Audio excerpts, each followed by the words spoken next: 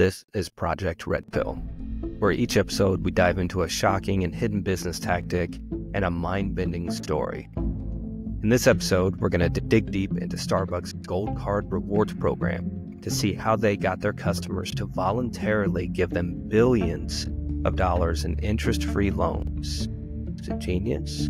Or maybe a little too strategic? Then we're going to try and figure out what was going on with a guy named Andrew Carlssin, who went a perfect 126 for 126 trading stocks. He turned $800 into $350 million in just 2 weeks. And then, after being arrested, he claimed to be from the future, right before disappearing forever.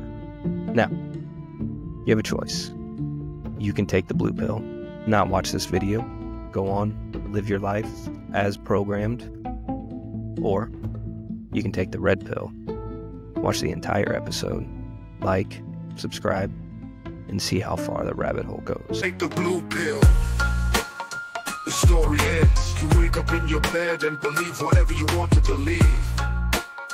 You take the red pill, you stay in Wonderland, and I show you how deep the rabbit hole goes. You guys want to hear about a time-traveling stockbroker? So let's set the scene. It's early 2003. The stock market is bouncing back after the dot-com bubble, and investors are more than a little cautious. Now, no one's making big, risky moves. Well, nobody except this one guy, Andrew Carlssin. So picture this. A modest investor who somehow, in just 2 weeks, manages to turn a mere $800 into an astounding $350 million. So how did he do it? Insider trading, crazy stroke of luck, or was he a time traveler? So here's how the story goes. Andrew Carlssin appeared on the FBI's radar after making a series of high-risk, high-reward trades that were, frankly, just too good to be true. In a market still recovering from massive losses, he was buying stocks others were totally avoiding and timing his trades with incredible precision. Now, out of 126 trades that he made, every single one of them was profitable. It's never happened before, and it's never happened since. So, you heard that right. Every single trade that he made was incredibly profitable. Now, as anyone with a basic understanding of the stock market knows, that this kind of success is nearly impossible. So it's never happened before. So naturally, the FBI began to take notice. They decided to investigate this mystery investor who seemingly came out of nowhere. They even went so far as to arrest him under suspicion of insider trading. Now, they look into this guy, and this is January of 2003, and they can't find anything on this guy prior to December of 2002. It's weird. So he just came out of nowhere, or he's using a fake name. I don't know. So when they arrest him, basically three things are likely to happen. One of three things. One, the person denies. Two, they take the fifth. They plead the fifth and don't say anything. Or three, they confess, yeah, I had this information and shouldn't have acted on it, but I did. But what's weird in this situation is, instead of doing any of that, he confessed to being a time traveler from the year 2256. 2256. Yeah, you heard that right. A time traveler from 2256. According to the alleged confession, Carlssin told the FBI that he had traveled back in time and used his knowledge of future stock movements to make his fortune. He knew every market fluctuation, every boom, every bust, and he used it to his advantage. Now, this is the part where you're probably thinking, yeah, right. And he wouldn't be alone. The FBI agents thought the same thing, but Carlssin stuck to his story. He didn't try to wiggle out of it or change his tune. He even doubled down by claiming that if they were lenient on him, that he would tell them how to create the cure for AIDS and the location of Osama bin Laden. That's crazy. That he was going to provide inside information on upcoming technological breakthroughs if they were lenient on him. But despite all of this, he wouldn't or couldn't reveal anything about the time travel and how that worked. According to him, that if he disclosed that technology or process behind time travel, that it would get into the wrong hands and change the course of history in a negative way. He warned that if such knowledge fell into the wrong hands, it could disrupt the entire fabric of history with potentially catastrophic results, was the exact language. So here we have an alleged time traveler claiming knowledge of some of the biggest mysteries and technological secrets of our time, but the FBI wasn't buying it. They continued their investigation, looking into his background, his bank accounts, anything that might verify his story. But what they found was nothing at all on this guy. It was as if Andrew Carlssin didn't exist before 2002. Birth records, no social security number, no permanent address, nothing. He had appeared out of nowhere, which only fueled the mystery. And soon after his arrest, things got even stranger. Somebody allegedly posted his bail. His bail was $1 million. I mean, not everybody, especially in 2003, is walking around with that kind of money that they can post $1 million bail. And then, after he was bailed out, he completely vanished. He was never seen or heard from again. No records of a trial, no evidence of where he went, and not even confirmation of who paid his bail. So naturally, because some of these things were missing, it led to a lot of speculation. Was Carlssin truly from the future? Or was he just a very clever con artist? Some believe he may have been picked up by fellow time travelers, whisked away to protect him in the future from any further complications. Others think he simply made up the story to avoid jail time, then someone helped him disappear. So what are we left with after this? Was Andrew Carlssin a time traveler, or was he just a very clever fraud? Or maybe he was simply a figment of somebody's imagination, a modern myth created to entertain and mystify. At the end of the day, the truth about Andrew Carlssin may never be known, but his story serves as a fascinating exploration of human curiosity. Our desire for wealth and our fascination with the possibility of bending time and space, that our addiction to cutting corners and getting rich quick. But it isn't interesting that it's kind of a strange story to completely make up, which all I'm saying is that maybe there is a grain of truth in this. Maybe there was somebody that made a lot of trades in a row and they looked into him, couldn't prove anything. Or maybe, they arrested somebody, he posted his own bail because he had $350 million and then disappeared.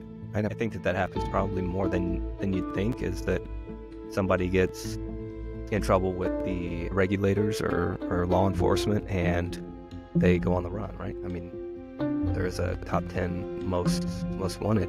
But because he went so long without them actually identifying who he was, he can't be listed on the top 10 most wanted because they don't have his real name. They don't have his last known location. They don't have his background, social security number, or anything like that.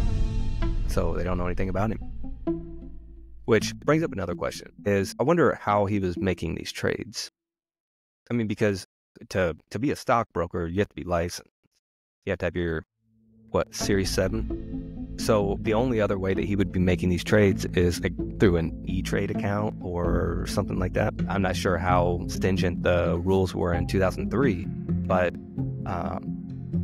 now, you have to have a Series 7, and it's highly regulated and scrutinized. You have to get fingerprint. You have to submit your fingerprints and background checks and all that just to get the license. So I'm curious of how he was making these trades. I couldn't find anything on it, but I do find it interesting that this story has lasted for so long.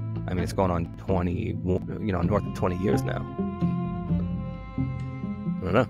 Strange. Well, I want to know what you guys think. Was Andrew Carlssin a time traveler, a con artist, or just a product of the tabloid imagination?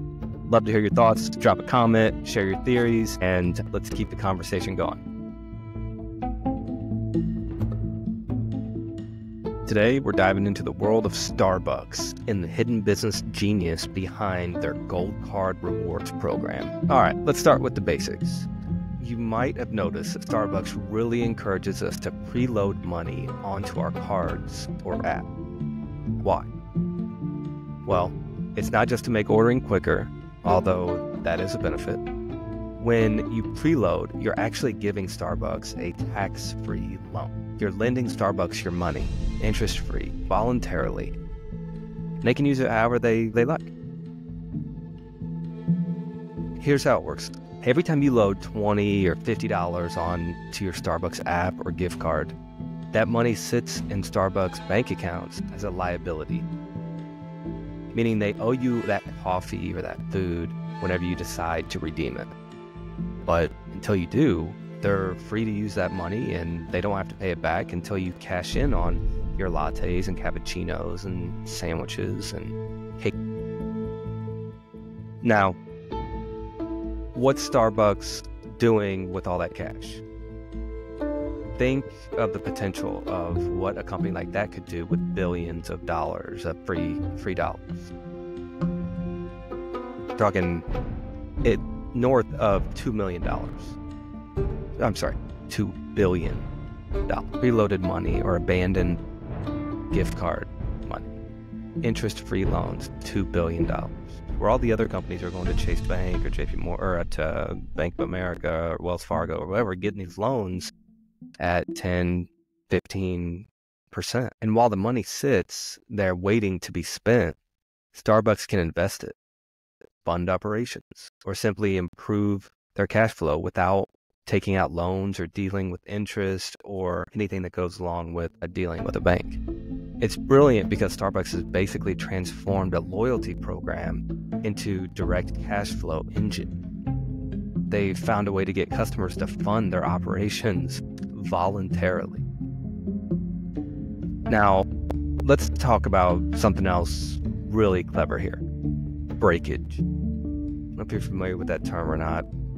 Breakage is the term for gift card balances that never get redeemed. So when people forget to use up their cards, lose them, or just let them sit indefinitely, that money becomes pure profit for Starbucks. If you get a $20 gift card and you go spend $14 of it, then you never use the other $6. Pure profit. Let's put it into perspective. In recent years, Starbucks reported around $215 million in breakage revenue. That's just from people forgetting to spend the money on their gift cards. Instead of owing customers coffee, that money goes just directly to Starbucks' bottom line. Now, you might be wondering, is that fair? Well, after all, Starbucks is encouraging people to load money, knowing that some of it will never be redeemed. But here's the thing, they're not hiding it, and customers still see the benefit. If you're an active user on their rewards plan, you're getting free drinks, birthday treats, rewards. It is a win-win. Starbucks boosts their cash flow, and customers enjoy perks. Now, so my problem is not, if I have a problem, the issue with this type of program is not that one or the other is getting cheated or one is winning and one is losing. The issue is how it's advertised and what their true motive is. Right, so it's advertised as all of these perks and benefits for the customer, but the true motive is we want to all these tax-free loans, right? There's big tax-free loan. But the true brilliance here lies in how Starbucks has structured it. They've combined psychology, finance, and convenience to create a system that serves multiple purposes. The promise of rewards is enticing. It keeps customers loyal, encourages them to spend money, and gets them to preload funds on their card. And since Starbucks already knows a portion of those funds will never be redeemed, they can estimate how much the breakage is going to be in extra revenue, giving them even more financial stability. So what can we take from this case study? For businesses listening out there, this model it's definitely worth studying. Starbucks has turned loyalty into a financial strategy, not just a marketing tool. Imagine if you could build a similar system in your business, where customers willingly prepay for goods or services, improving your cash flow and letting you operate with less reliance on loans or investors. Escrow is another example of this. But if you're thinking about implementing something like this, here are a few takeaways to keep in mind. One, you need to offer real value. For a program like this to work, customers need to feel they're getting something in return. Starbucks offers rewards, free drinks, and a convenient ordering experience. Whatever your business is, your program needs to provide genuine perks to keep people engaged. Understand breakage laws. This is a little interesting twist. Breakage isn't always pure profit. In some places, unredeemed gift card balances must be reported as unclaimed property and sent